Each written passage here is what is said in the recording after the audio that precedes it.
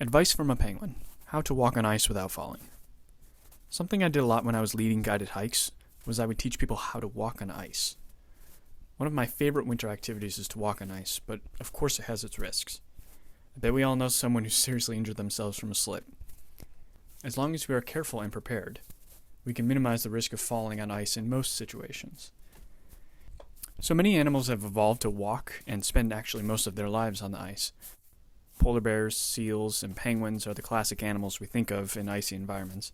Polar bears walk on all four legs, and they have their claws that act like the cleats, and seals slide around on their bellies like a sled. That would be a fun way to get around, actually.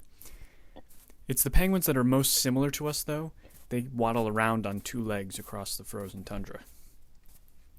So, can penguins teach us how to walk on ice?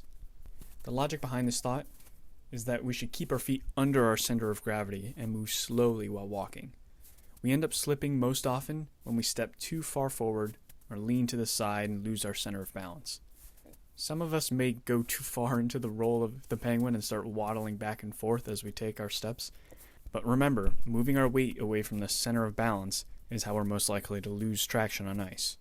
If you walk slowly, taking small steps, place your foot down flat on the ice directly below your body before putting the weight on it, and then carefully shifting your weight, you should do just fine. It becomes more difficult on uneven terrain like slopes or bumps. Honestly, if you can, you should avoid walking on ice if it's not flat and smooth.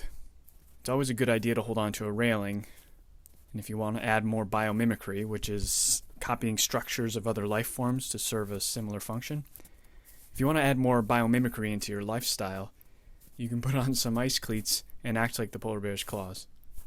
The second link below has a video of reviews of cleats, actually. Walking on ice can be a thrilling winter experience, but also a dangerous one.